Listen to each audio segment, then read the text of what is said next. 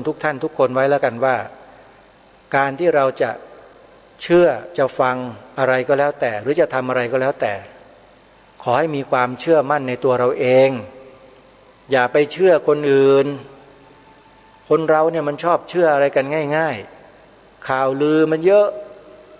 คำส่อเสียดก็มากคำครหานินทาใส่ร้ายป้ายสีก็เยอะมนุษย์ในโลกใบนี้โยมอาตมาภาพเองเนี่ยพยายามที่จะพูดในสิ่งที่ถูกที่ตรงจะไม่พูดในสิ่งที่ไม่ใช่ความจริงอะไรที่ไม่ใช่ความจริงก็บอกว่าไม่ใช่ความจริงไม่ใช่ความถูกต้อง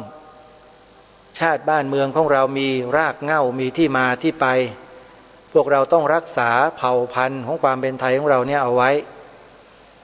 อย่าไปสนใจเรื่องปากเรื่องท้องเรื่องความสนุกสนานความสุขความบำรุงบำเรอเนื้อหนังมังสาอย่าไปใส่ใจมันมากมันมีไอ้คนที่มันมาเสนอสิ่งเนี้ยให้แก่เราเนี่ยแล้วเราก็เปลี่ยนใจไปนะไปเดินตามคนพวกนั้นไปคล้อยตามคนพวกนั้นแล้วก็หันมาทำลายชาติบ้านเมืองตัวเองอย่าคิดว่าไม่มีนะมีทุกยุคทุกสมัยนะมันมีทั้งนั้นแหละแต่ไม่มีปัญหานะไม่มีปัญหาเลยมาสู้กันด้วยอุดมการณ์และความคิดใครมีเหตุมีผลมีหลักฐานมากกว่าก็ชนะไปอาตมาภาพเนี่ยเชื่อมั่นตัวเองโยมอยู่บนหลักฐานทั้งนั้นสิ่งที่นำมาปรารภเนี่ยมีหลักฐานทั้งนั้นแหละและเป็นหลักฐานที่สูงค่าด้วยไม่ใช่หลักฐานมั่วๆซั่วๆที่สร้างขึ้นมาเองอย่างคำว่าพหุวัฒนธรรมเนี่ยมันมีที่ไหนล่ะในประเทศนี้ไม่มีหรอกมันสร้างขึ้นมาเพื่ออะไรไปถามหม่อมช้างดูหม่อมช้างทราบอปพสเขาทราบเขารู้ข้อมูลดีกว่าอาตมาภาพอีกก็อย่างที่แนะนำไปเมื่อวานนี้แล้วก็หลายๆครั้งว่าให้ไปเปิดคลิปวิดีโอใน YouTube ที่อปพสและหม่อมช้างเขาโพสต์กันไว้นะแล้วท่านจะรู้ณเวลานี้วินาทีนี้ขอบอกว่าไม่มีใครที่จะกล้าเปิดเผยข้อมูลบางอย่างที่ถูกซุกไว้ใต้พรมมานานหลายสิบปีได้ดีเหมือนอย่างอปพสกับหม่อมช้างขอบอกว่าไม่มีใครกล้าก็มีสององค์กรสองหน่วยงานนี้แหละจึงบอกให้พวกเราท่านทั้งหลายเนี่ยเมื่อฟังรายการคดีโลกคดีธรรมแล้วอย่าเพิ่งตำหนิเมื่อท่านยังไม่มีข้อมูลที่เป็นข้อเท็จจริงแล้วเนี่ยท่านอย่าเพิ่งตำหนิอย่าเพิ่งเชื่อหรืออย่าเพิ่งไม่เชื่อแต่จงไปฟังในสิ่งที่แนะนำแล้วท่านจะทราบด้วยตัวของท่านเองหลักการง่ายๆอะไรที่มันไม่ประจักษ์แจ้งไม่ชัดเจนไม่ถูกต้องเราอย่าปักใจเชื่อเป็นอันขาดเพราะทุกวันนี้คนเรานั้นหูเบานะ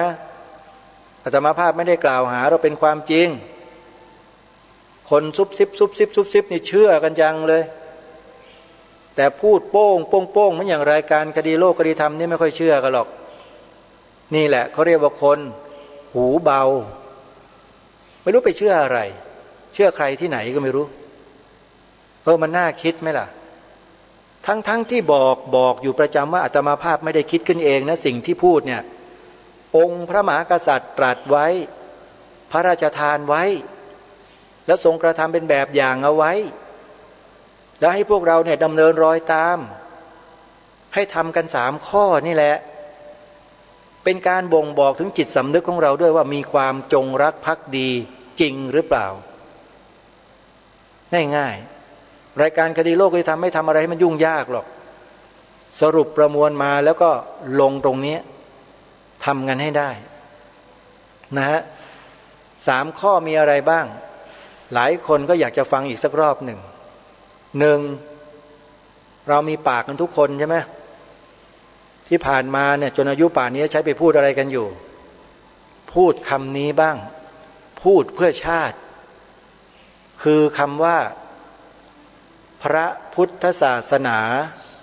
เป็นศาสนาประจำชาติไทยของเราความหมายละเอียดลึกซึ้งกว้างขวางมากแต่อมความไว้ที่คำนี้คำเดียวจบนี่คือหนึ่งในความเป็นไทยหนึ่งในความเป็นไทยนั่นนี่คือข้อที่หนึ่งข้อที่สองความหมายพระราชทานธงไตรรงค์หรือธงชาติเราท่องจำกันได้ไหมเราเคยได้ยินเคยได้ฟังไหมเคยมีใครมาสอนมาบอกเราไหมมีรัฐบาลไหนมีหน่วยราชการไหนในประเทศนี้อัญเชิญสิ่งนี้มาถ่ายทอดให้กับผู้ใต้บังคับบัญชาตัวเองบ้างไหมแม้แต่กองทหารหน่วยทหาร3เหล่าทัพก็ไม่มีจะบอกว่าไม่มีเลยก็ไม่เชิงปี2551มีหน่วยงานของทหารหน่วยงานหนึ่งโดยใช้ชื่อว่ากองทัพบกเนี่ยพิมพ์หนังสือออกมา1 เล่มจำนวน 5,000 เล่มทั้งหมดอะชื่อหนังสือเล่มนี้ชื่อว่าธงชาติไทยแต่เผอิญว่ากองทัพมีงบประมาณเพื่อชาติบ้านเมืองในข้อนี้น้อยไปหน่อยพิมพ์ออกมาแค่ 5,000 เล่มทั้งที่เป็นหนังสือที่มีคุณค่ามีประโยชน์ต่อความเป็นชาติความมั่นคงของชาติอย่างมากเลยแต่กลับพิมพ์ออกมาแค่ 5,000 เล่มไม่รู้ว่างบประมาณเอาไปทำอะไรก็ไม่ทราบไอ้เรื่องแบบนี้ไม่ค่อยจะส่งเสริมสนับสนุนสักเท่าไหร่หรืออย่างไรสงสัยเฉยๆไม่มีอะไรหรอกอาตมาภาพก็เลยนำเอาสิ่งเนี้ยหนังสือเล่มเนี้ยมาพิจารณามาศึกษาหาข้อมูลปรากฏว่าศึกษาดูมาทั้งหมดแล้วเนี่ยมีหน่วยงานของกองทัพบกหน่วยงานเดียวที่ได้อัญเชิญบทพระราชนิพนธ์ความหมายธงไตรรงค์ของล้นเกล้ารัชกาลที่6มาเผยแพร่ต่อสาธารณชนครั้งเดียวแล้วจบไม่เคยเห็นครั้งที่2ครั้งที่3อีกต่อไปเลยครั้งนั้นปีพระพุทธศักราช2551หนังสือหลักฐานมีอยู่ในมืออาตมาภาพมีทหารในกองทัพนำมาถวายเซ็นชื่อไว้ด้วยและเป็นหนึ่งในคณะกรรมการจัดทำหนังสือเล่มนี้ด้วยเป็นระดับพันเอกก็บอกได้เท่านี้แหละโยมจึงมาทราบจึงมารู้ไงว่าอ๋อยังมีอยู่นะมีอยู่แต่เผอิญมันก็ไม่ได้เป็นนโยบายของกองทัพบกเป็นเพียงแค่บุคลากรของกองทัพบกกลุ่มหนึ่งที่จัดทำโครงการนี้ขึ้นเป็นโครงการหนึ่งที่มีประโยชน์อย่างมากต่อผู้ที่ได้ศึกษาได้อ่านจะรู้เลยว่าความหมายธงชาติไทยของเราที่ถูกต้องแท้จริงนั้นคืออะไรแต่พอมาปี2553หลังจากกองทัพบกออกหนังสือเล่มนี้มาได้2 ปีเท่านั้นหน่วยงานของรัฐหน่วยงานหนึ่งซึ่งมีนักการเมืองบริหารอยู่ก็กลับทำหนังสือออกมาอีกเล่มหนึ่งในลักษณะเดียวกันแต่ใช้ชื่อหนังสือนั้นว่าคู่มือธงไตรรงค์ทำรงไทยมีคนลงนามในฐานะเป็นประธานของหน่วยงานดังกล่าวมีชื่อเสียงเรียงนามระบือกระชือกระฉ่อนไปทั่วทั้งแผ่นดินและทั้งโลกเป็นที่รู้จักเป็นคนลงนามเกี่ยวข้องในฐานะเป็นประธานปรากฏว่าเมื่อเปิดไปดูข้างในอ้างพระนามของล้นเกล้ารัชกาลที่6พระบาทสมเด็จพระมงกุฎเกล้าเจ้าอยู่หัวบอกว่าพระองค์ท่านได้ทรงพระราชทานความหมายไว้ดังนี้อ่านดูแล้วไม่ใช่แล้วก็มีการบิดเบือนด้วยจึงเกิดเหตุการณ์หนึ่งขึ้นมาที่รายการคดีโลกคดีธรรมมีส่วนเข้าไปเกี่ยวข้องคือการสัมภาษณ์พิเศษของผู้อำนวยการพิพิธภัณฑ์ธงชาติไทยคนปัจจุบันคุณพฤทธิพลประชุมผลในแวดวงกองทัพบกในส่วนราชการเขารู้จักดีคนนี้ เป็นคนเชี่ยวชาญเรื่องธงชาติไทยหนึ่งเดียวในประเทศมีพิพิธภัณฑ์เป็นของตนเองเป็นของเอกชนนะโยมไม่ใช่ของรัฐนะพิพิธภัณฑ์ธงชาติไทยเนี่ยเป็นของเอกชนคุณพฤทธิพลประชุมผลเป็นเจ้าของมีลิขสิทธิ์นะสถานที่ตั้งของพิพิธภัณฑ์นี้อยู่ที่ซอยลาดพร้าว43ใครจะไปชมไปดูก็เชิญได้ผู้อำนวยการพิพิธภัณฑ์ธงชาติไทยคนนี้แหละเข้าไปมีส่วนเกี่ยวข้องกับหนังสือเล่มนี้ด้วยเกี่ยวข้องยังไงไปเป็นกรรมการเพื่อจัดทำหนังสือเล่มนี้ขึ้นเผอิญว่าเมื่อหนังสือเล่มนี้พิมพ์ต้นฉบับโยมพฤทธิพลประชุมผลเห็นข้อมูลบางอย่างเลยขอต่อที่ประชุมว่าอย่าเอาชื่อผมไปลงในหนังสือเล่มนี้คุณพฤทธิพลพูดกับอาตมาภาพด้วยตัวเองในวันที่นิมนต์อาตมาภาพไปให้สัมภาษณ์เรื่องเนี้ยเรื่องธงชาติการบิดเบือนธงชาติไทยเรานี่แหละแล้วคลิปนี้มีเผยแพร่อยู่ใน YouTube ท่านใดที่สนใจจะเข้าไปชมจดเอาไว้โยมชื่อคลิปนี้มีชื่อว่าบิดเบือนธงชาติบิดเบือนธงชาติเจออาตมาภาพอยู่ตรงนั้นแหละให้สัมภาษณ์ทำไมต้องทำก็เพราะเหตุว่าไม่มีใครทำรอใครล่ะทำเองดิมันเป็นเอกชนนี่ภาครัฐทำลายเอกชนเข้ามารักษาเอกชนย่อมมีคุณค่ากว่าคนที่ทำที่อยู่ในภาครัฐคนเราเนี่ยโยมจะดีจะเลวมันไม่ได้อยู่ที่เครื่องแบบไม่ได้อยู่ที่ยศไม่ได้อยู่ที่ตำแหน่งแต่มันอยู่ที่จิตสำนึกคนเราเนี่ยถ้าขาดจิตสำนึกตัวเดียวอ่ะมันขายชาติได้นะทำเป็นเล่นไปพวกเราอย่าเป็นคนเช่นนั้นแค่ญาติโยมเราขายแผ่นดินให้กับแขกให้กับฝรั่งอาตมาภาพก็เจ็บกระดองใจมากมายแล้วโยมไอ้นี่มันจะขายชาติกันเลยเนี่ยมันหนักข้อเกินไปรายการนี้จึงต้องออกมาเผยแพร่อุดมการณ์ชาติที่ถูกต้องให้ทุกคนมีส่วนร่วมกับทุกคนน่ะช่วยกันอย่าไปหวังคนที่อยู่ในอำนาจเคยตัวพวกเราเนี่ยแหมพอคนไหนมีอำนาจหน่อยวิ่งรี่เข้าไปหาขอความช่วยเหลือเขาแล้วช่วยแล้วมันได้อะไรก็ได้แค่ความช่วยเหลือตรงนั้นน่ะแล้วสุดท้ายเขาต้องตกเป็นเครื่องมือของเขาอยู่ดีพอถึงวันเลือกตั้งเป็นไงมีอะไรมาถึงเราบ้างคืออะไรอย่างไรเพื่ออะไรแต่เวลาเรื่องอย่างเนี้ยเอาฐานกันไหมล่ะสนใจกันบ้างไหมล่ะข้าราชการที่อยู่ในท้องถิ่นต่างๆทั่วประเทศเนี่ยอาตมาภาพพูดเลยมีความสนใจต่อชาติบ้านเมืองแค่ไหนแค่เรื่องธงชาติอย่างเดียวเนี่ยก็สอบตกกันทั้งบ้านทั้งเมืองข้าราชการนั่นแหละ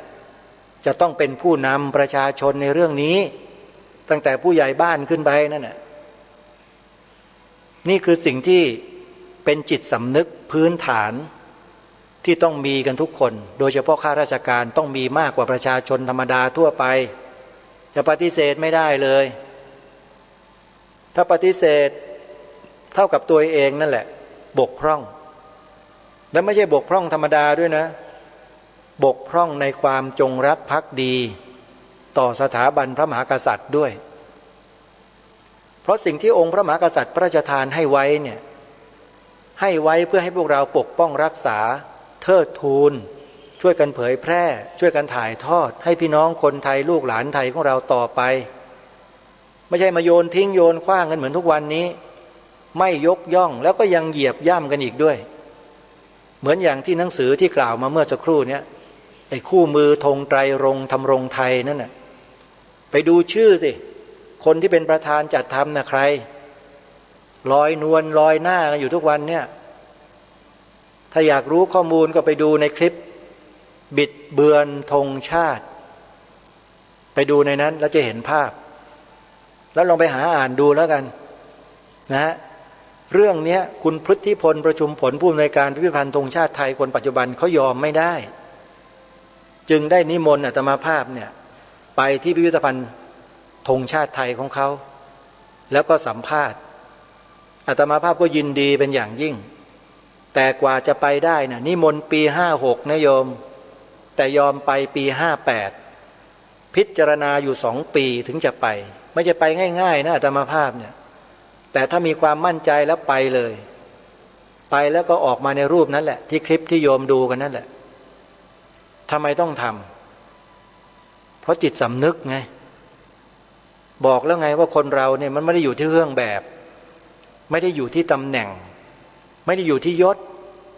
ไม่ได้อยู่ความร่ำรวยยากจนไม่เกี่ยว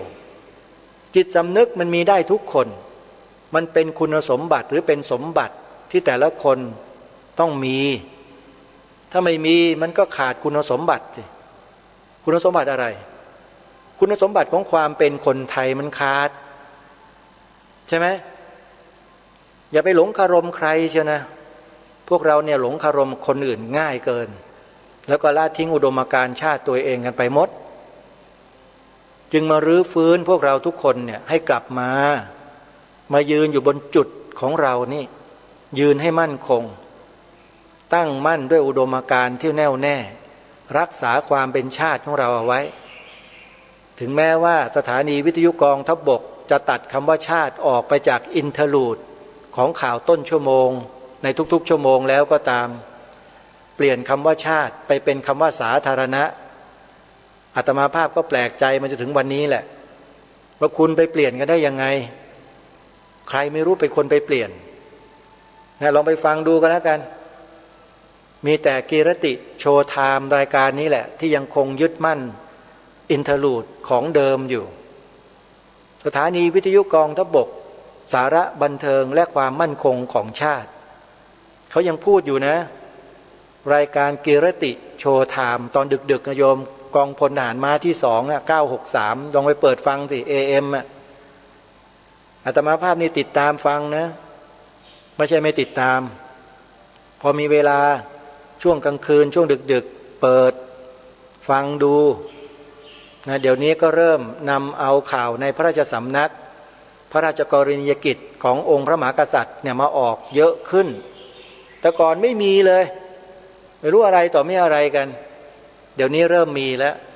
อนุโมทนาด้วยควรจะนำมาเปิดเยอะๆพระราชกรณียกิจอันทรงคุณค่าของสถาบันพระมหากษัตริย์เนี่ยสถานีโทรทัศน์สถานีวิทยุกองทัพบกต้องนำมาเผยแพร่ให้ประชาชนมากๆถ้าต้องการให้ประเทศนี้สงบร่มเย็นนะอย่าไปเอาของคนอื่นมามากนักฝากไว้ด้วยถึงแม้ว่าสถานีวิทยุรายการของอาตมาภาพจะไม่เป็นที่รู้จักทั่วไปก็ตามแต่อย่างน้อยก็ได้ทำหน้าที่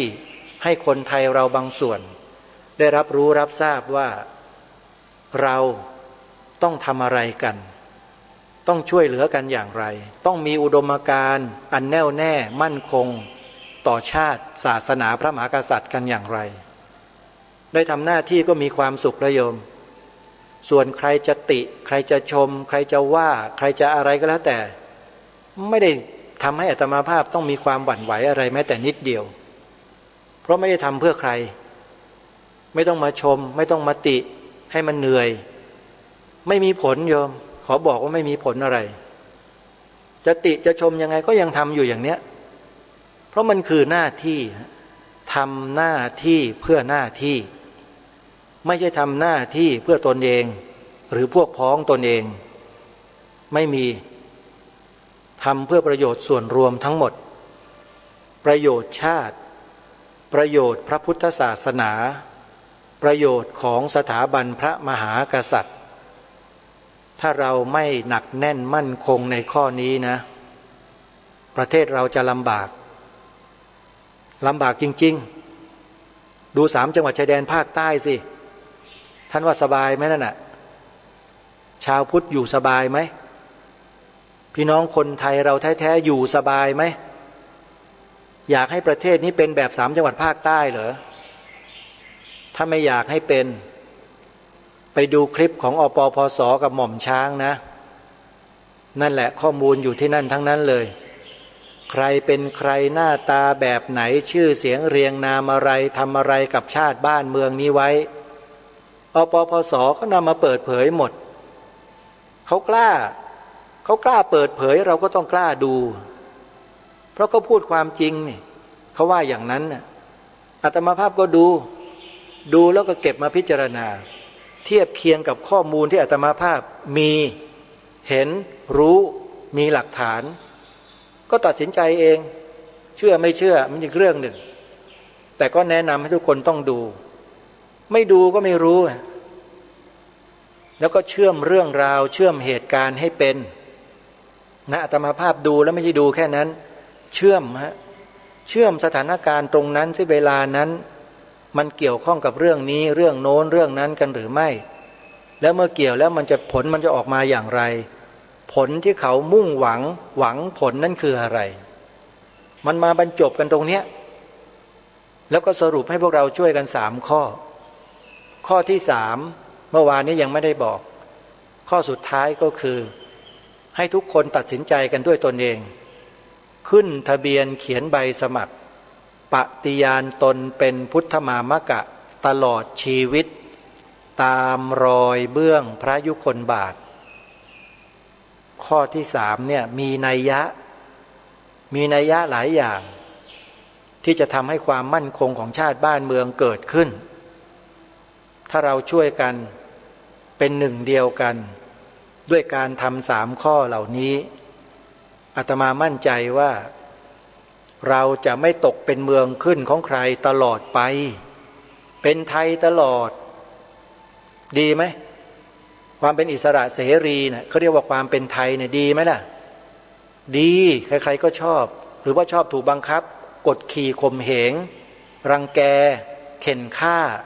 เหมือน3 จังหวัดชายแดนภาคใต้หรือเปล่าต้องการแบบนั้นไหม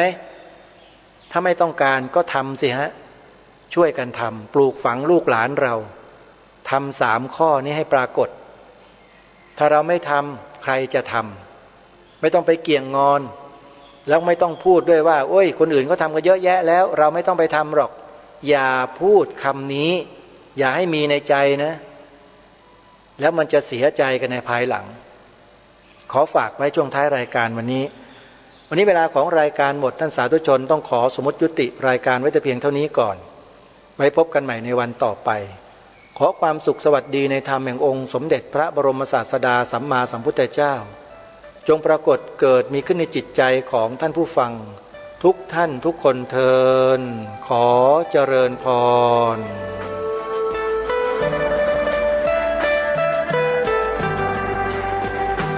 กล้าคิดก็ต้องกล้าทำอย่ากลัวถ้าทำความดีเร่งศึกษาปัญหาให้ทันท่วงทีเมืองไทยจะพัฒนากว่านี้